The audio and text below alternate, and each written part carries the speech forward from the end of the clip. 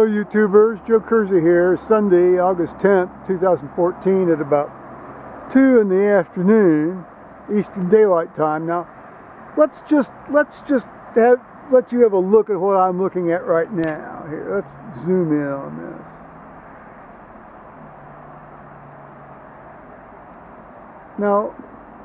Now Paul had mentioned this thing this morning before he left for work around, he left for work about 5 minutes after I left for church. I left for church at 7:20. He left for work at 7:25. But he had been out, smoking and coking. That's diet coking.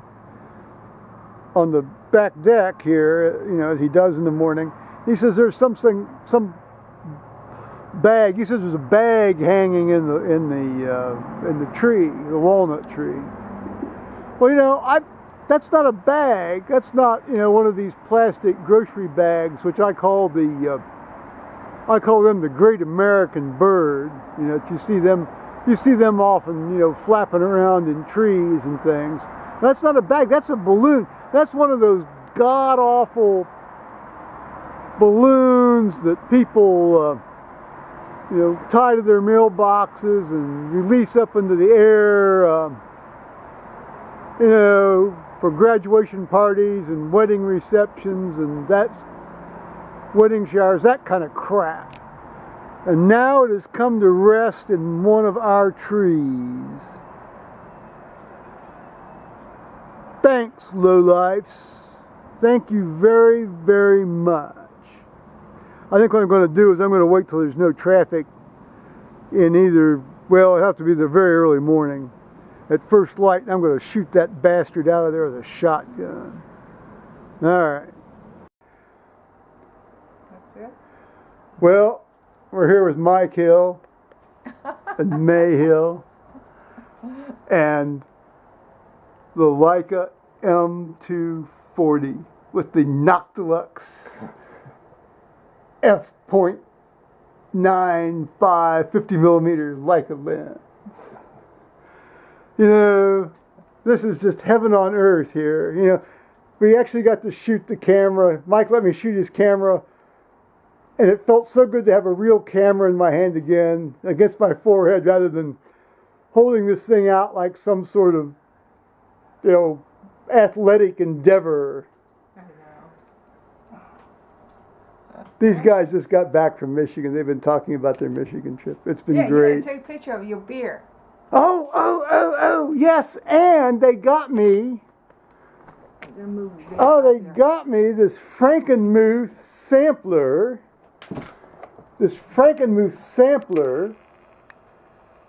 Now, I'll have to tell you guys a story about my dad and his brother in Frankenmuth. And indeed, when I was a small child, being taken up to a restaurant in Frankenmuth, but that will be for later this afternoon. But isn't it great? Look at this. All these great Frankenmuth beers. Oh, what absolute fun. Many thanks, guys. Many thanks. Sure.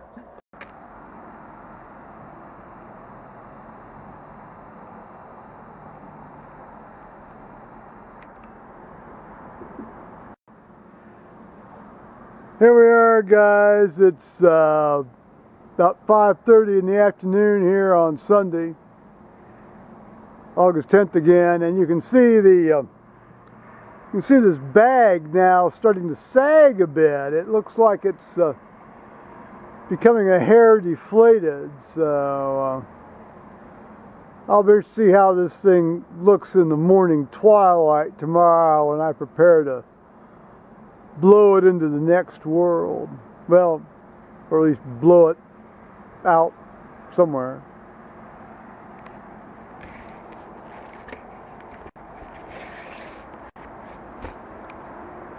Well, it was a great trip, great treat to have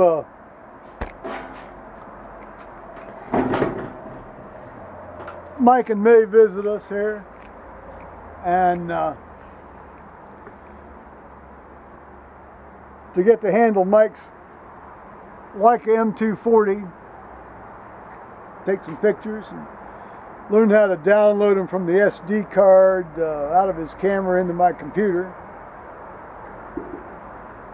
and to hear about their, you know, and actually almost, well, pretty much equally as important to hear about their trip to the northern part of the lower peninsula of Michigan here this year, and various hotels they stayed at and restaurants they ate at and golf courses they played on and that sort of thing. Well, it's very nice, Paul. I mean, you can live the good life, live the good life. Hell, I've lived a good life many a year when I could afford it. Good for them. Covet not thy neighbor's ass. Well, you know, I don't. Covetousness has never been my problem. I mean, I've got some problems with other types of sins and things. Maybe not ones that contravene the ten.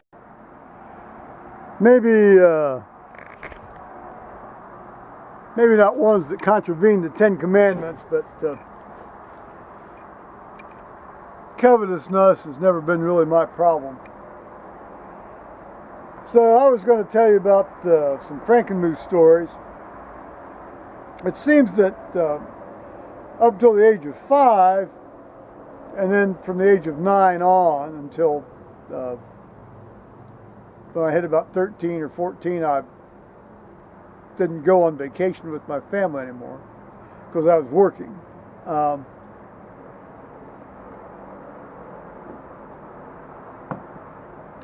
At the age of 5, we'd go up to the Upper Peninsula of Michigan. But on the way up, you know, at that time, before the advent of the interstate highway system, it was it was basically a 2-day drive. I mean, you could do it in one day, but I mean, you were a vegetable at the end. So you may as well do it in 2 days. And typically, you'd drive up 23, and then you'd go up along the coast, you know, through Tawas and up through Rogers City, and then you'd wait in line for the ferry, you know, outside Mackinac City, which sometimes could be up to 8 hours. But on the way up, what my family would do. Now, I don't have any direct memory of this because I was 2 at the time this story happened. And I really didn't start getting memories, you know, that are still here at about 3 1/2. But apparently, you know, they had you know, Frankenmuth at the time, and I guess it's sort of rejuvenated itself. They've got 2 big restaurants on either side of the street. You know, it's one of these towns that bills itself as like Christmas all year round.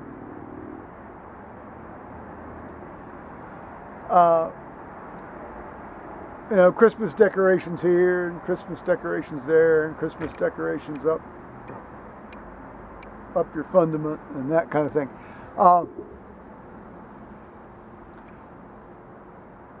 But there's this outfit called Zenders or Zonders, you know, world famous chicken dinners.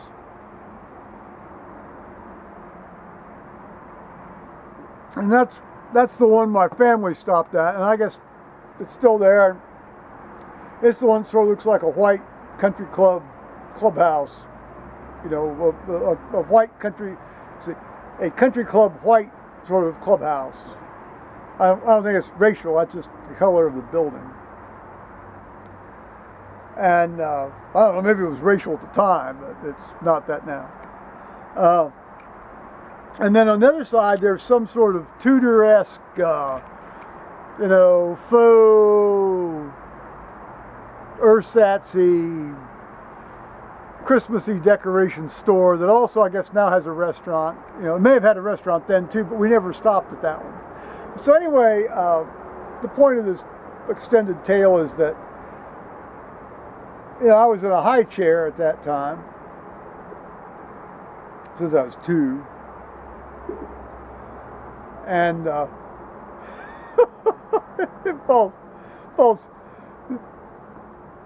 Paul's face is a motion.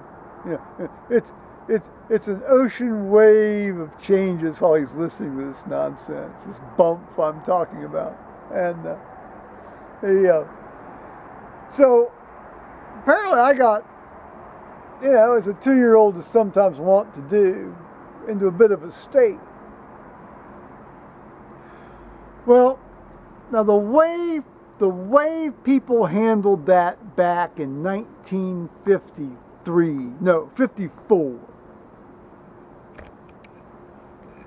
In the summer of 1954, the way people handled that is if you have a 2.5-year-old child who's misbehaving. Whoop his ass. No, you don't whoop his ass. You take him and put him out in the car. You don't roll the windows up. You don't bake the child. You put him out in the car. This was a 1951 Packard we're talking about. That's half the size of my living room that you see on these videos. I mean, this was a huge car. So they put me in the car, told me to settle down. I'm sure they told me to settle down because that's what they would tell me to do from time to time, other times. And nowadays, of course, if you took a misbehaving child out of a restaurant and parked him in a car, in the summertime, even with the windows down, and you'd have Channel 8 and Channel 10 and Channel 12 and Channel 25 and the prosecuting attorney's office in there right away, You'd have all the child welfare Nazis coming in on you. But that's okay. I just finally went in heading that. I just settled me down.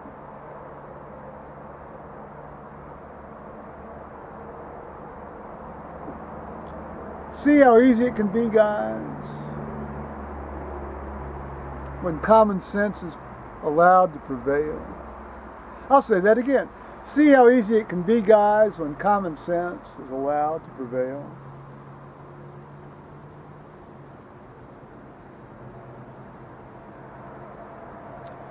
Well, that's my Frankenmuth story. Oh, no, there's another Frankenmuth story.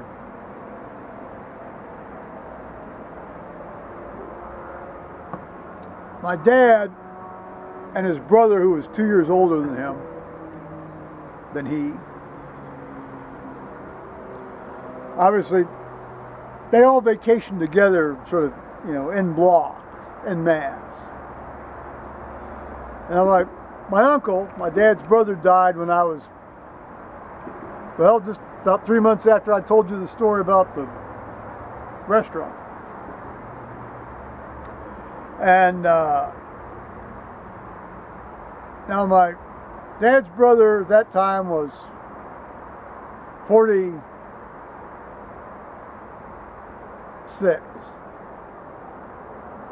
and he had malignant hypertension.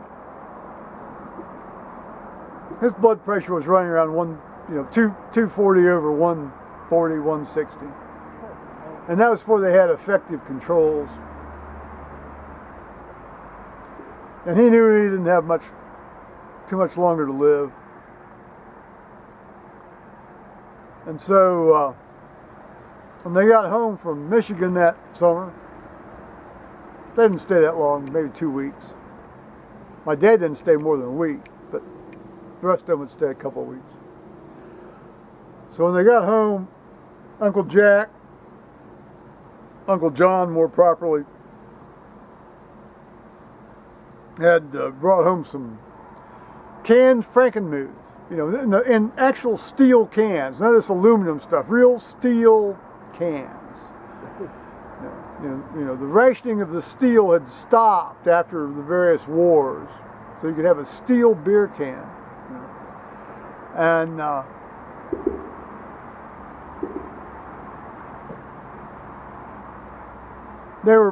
they sat out under the pine trees, which my dad had planted from Michigan when he and my mother first got married. They went up there the first time and he'd planted these sapling pine trees, which at that time now were about 25 years old. And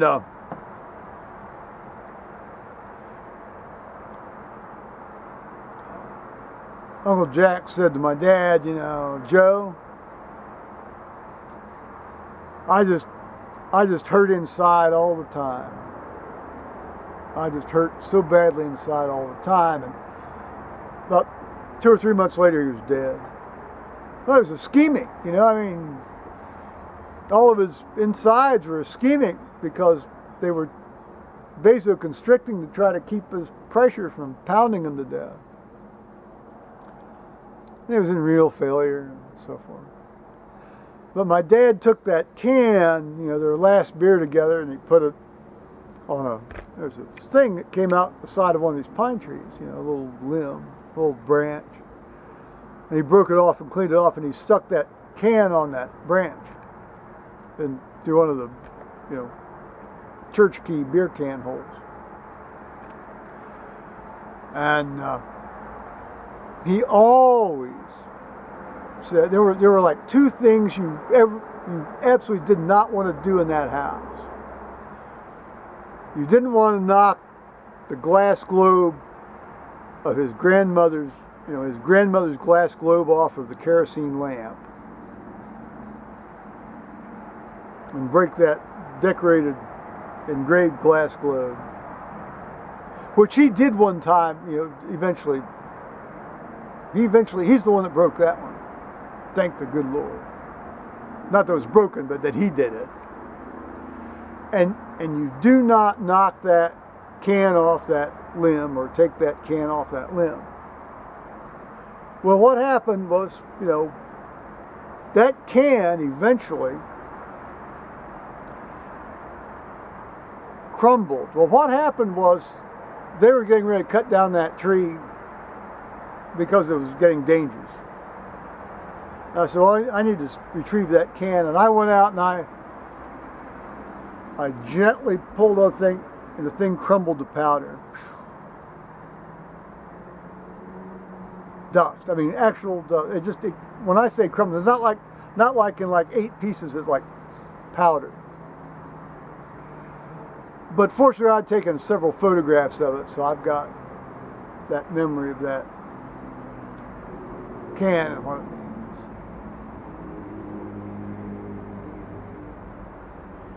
So that's the story for today, guys.